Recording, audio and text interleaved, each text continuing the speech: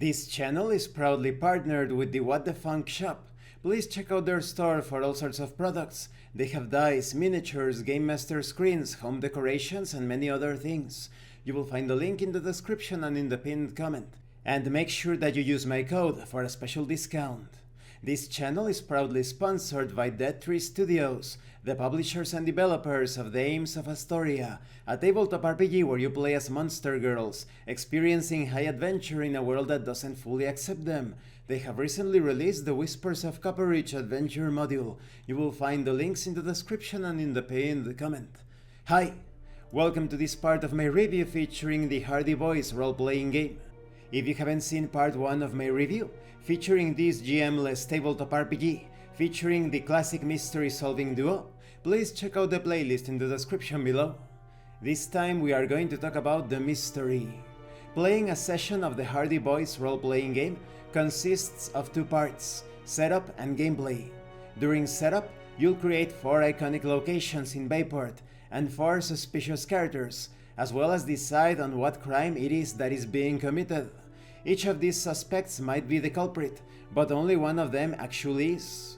During the gameplay, you'll scope out locations and tail suspects in order to try to figure out which one of them is the true culprit. You see if you can track the case before they can escape, while dealing with the ramifications of their crime and your investigation among the people of Bayport.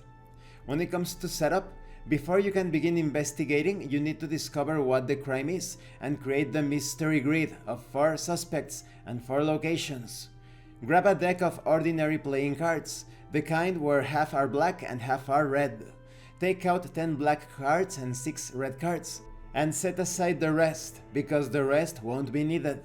When you are done with the setup, you'll have a 4x4 grid of cards called the mystery grid. Each row represents a suspect. Each column represents a location, and each card represents a clue found at that location about that suspect. Clues are either red, which point towards that suspect's guilt, or black, which point towards their innocence. No one clue is enough to convict someone. You'll need to figure out which suspect has 3 clues pointing towards their guilt. You must also decide if later on, the suspect has the possibility of escaping, and if so, how difficult you want the game to be. This works as a sort of timer to see how much time you have to solve the mystery. When it comes to creating the locations and suspects, there are guidelines in order to determine such elements. You can also determine if some of your chums participate in the mystery. When it comes to the crime itself, it could be somewhat family-friendly, for example, smuggling, theft, or counterfeiting. But for a more adult-oriented game, you have kidnapping, murder, and arson.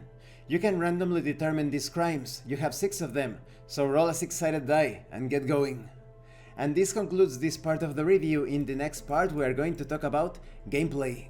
I really like the structure and simplicity of this mystery grid or array. Everything is neatly organized as you carry out your investigations, and you never know what is going to happen in that mystery. There is so much potential when it comes to playing around with the locations and the characters within Bayport.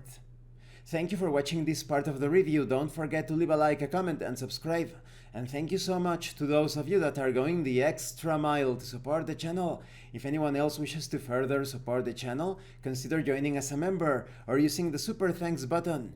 You can also check out the pinned comment below. This has been Abraham L. Jaguar, a professional game master. I am currently unavailable for professional sessions, but I will put my contact information in the description and in the pinned comment for when I am available again. And remember, in tabletop RPGs, you are not telling stories about your characters, you are experiencing the game world as your characters. Once again, thank you and see you later.